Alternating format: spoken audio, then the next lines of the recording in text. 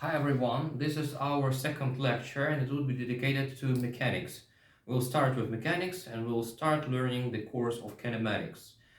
This is one of the most important fields of mechanics because a lot of dynamical laws are always connected with the principles of this very part of our science.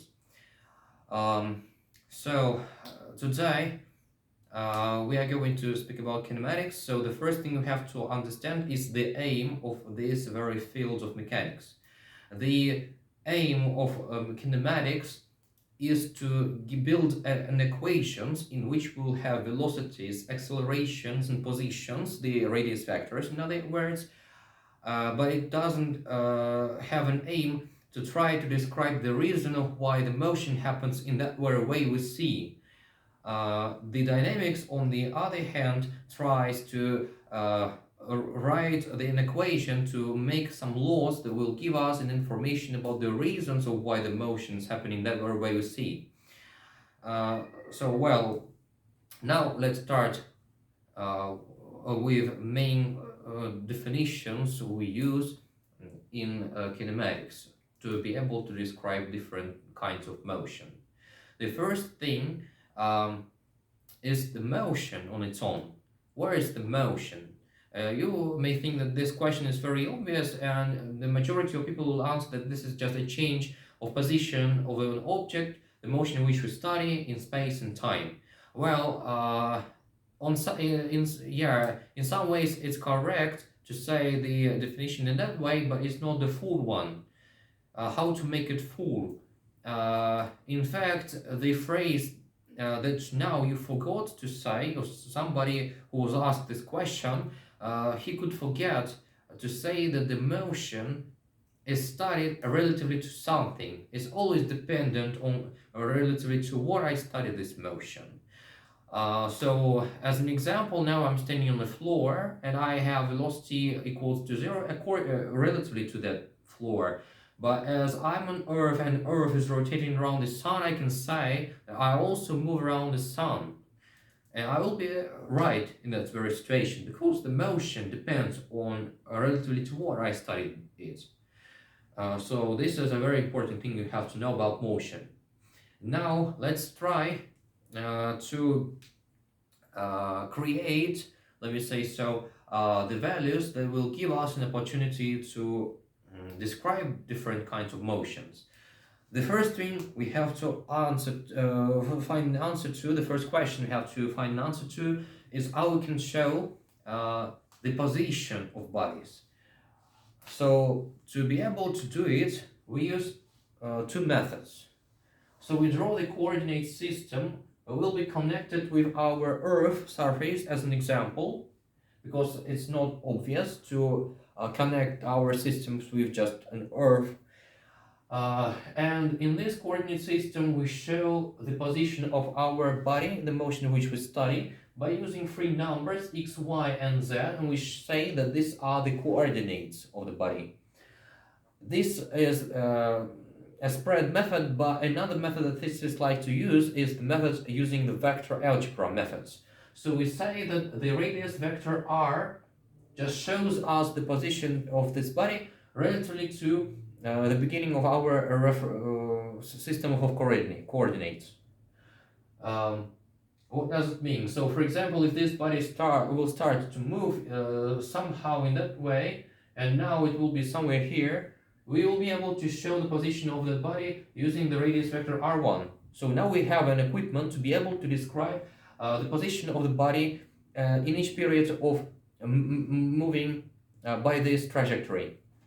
Well, okay, but if it's enough for us to describe the motion of the body, of course it's not enough because we don't know any information about, for example, how slowly or quickly it happens.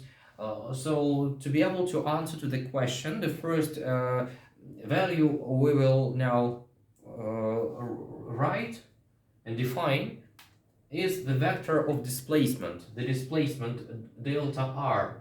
Where is the delta r? This is the vector that shows us the beginning and the end of the trajectory of the body. So it equals to r1 minus r So these are this very vector delta r. This is the displacement vector. It's not enough, as we said before, just to say that, you know, see, this is a displacement vector, and so we have to make a characteristic that will show us more information about the motion. So we can define the value v that we will call the velocity as the ratio of this displacement vector and time in period of which this displacement happens. Now we have more information about how the body, the process of motion of the body, but even in that very definition we've now used, there is a huge problem. What the problem is in mechanics, one of our aims we have is to get as much information as we can about the motion of the body. So we try, for example, to get the information about the velocities of the body in each part, of our motion. So now I'm interested, for example, in finding the velocity somewhere here or somewhere here, and then dot somewhere here, for example. How can I do that? The answer is that to be able to describe the velocities when this body was going through that part of his trajectory, we can just say that we can write this ratio, find this ratio, but supposing that this delta t is something that is very near to zero. So let me write it in that way. It's very near to zero. This symbol that means in mathematics trying to become zero is not the same in physics, so it will mean that this delta t is very small number. Well, and this definition now will give us more information about how the body moves. So we take a very small displacement in a very small period of time, and we find this ratio, and we get the value that describes us how the process was going in that very small period of time, delta t, very near to zero. So now we have the recipe of how we can get information about the motion in each period of time by using this formula we've written. Is it enough? In some ways, yeah, it's enough just to say, just to give an information about the velocity of bodies in each period of time. But for example, when we study the dynamics, we have the second Newtonian law, in which we have a new kinematical value that is called acceleration, that describes us how the velocity changes. So let's now then define what the acceleration is. The acceleration will be described as the ratio of the delta v, that will be a change of the velocity in time, and to delta t, to the time in the period of which this velocity started changing.